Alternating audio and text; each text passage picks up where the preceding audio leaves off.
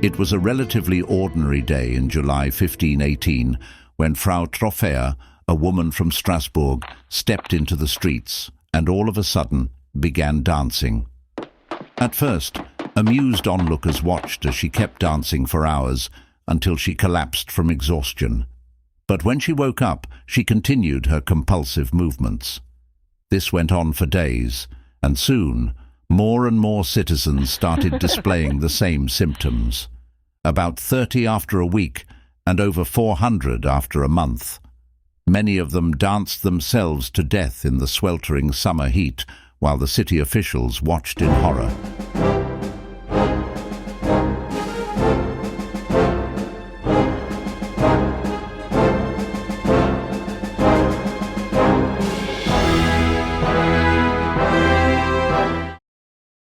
However, this was neither the first nor the last time such a bizarre mass hysteria took hold, nor was it limited to Strasbourg alone. The earliest well-documented report of a dancing mania dates back to 1021 in the German town of Kölbigk, where citizens began dancing uncontrollably in the churchyard on Christmas Eve and had to be forcibly removed. Between the 14th and 17th centuries, similar incidents were reported in regions that are now modern-day Germany, France, Italy, the Netherlands, and even England. So, what in the world could cause such a phenomenon? The year 1518 was marked by extreme drought. Harvests failed, and the resulting shortages began to deeply worry the people of Strasbourg. Bad crops meant less food and a grimmer future. In times of agricultural crisis, a particular fungus called Claviceps purpurea could thrive. This ergot fungus had long caused many deaths. When food became scarce, the thorough inspection of wheat, rye, and barley often diminished. Ergot poisoning, which occurs when the fungus enters the human body, can cause hallucinations and epileptic-like convulsions. So, were the people of Strasbourg victims of ergot? Most likely not. While some of the symptoms, like uncontrolled movements, bear a resemblance to ergotism, other critical effects were notably absent. Nausea and gangrene, or the death of tissue, were not reported during the 1518 outbreak. Ergot poisoning had been a persistent issue in human agriculture for centuries, so it is highly questionable why no other case of mass dancing attributed to ergotism has been definitively documented, despite thousands of cases occurring during the Middle Ages and Renaissance. Just a few years later, Strasbourg would become a hub for Protestantism, challenging the old ways of the Catholic Church. However, at the start of the 16th century, superstition still held a powerful grip on people's minds. Satan was seen lurking behind every corner, and strange behavior quickly gave rise to suspicions of possession.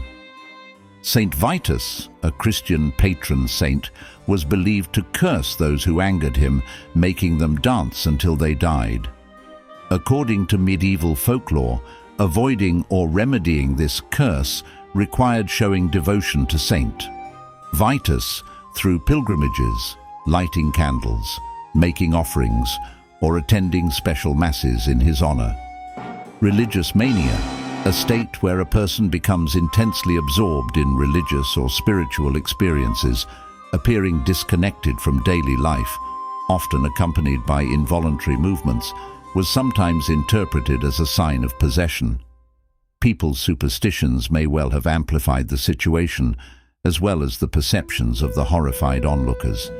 Yet, from a logical perspective, it's unlikely that 400 different individuals would all simultaneously become possessed and perform some sort of group choreography. The true explanation for this seemingly unexplainable act of human nature may lie precisely in human nature itself. We know that the citizens of Strasbourg, located in the region of Alsace within the Holy Roman Empire, were experiencing extreme stress. Droughts led to famine, while a lack of sanitation and medical knowledge may have exacerbated the spread of diseases and even contributed to ergot poisoning. On top of that, there was significant religious upheaval. All of this contributed to what modern historians believe is the most plausible explanation: mass psychological distress manifesting as physical symptoms. Mass psychogenic illness occurs when symptoms spread through a group, not via a biological agent, but through social and psychological influence. Witnessing someone else displaying symptoms, like uncontrollable dancing, can trigger similar behaviors, especially if the person is already in a vulnerable state. Under extreme stress, people may dissociate, experiencing altered states of consciousness where they lose control over their actions. In the case of the dancing plague, some individuals may have entered a trance-like state, disconnecting from reality and engaging in involuntary movements.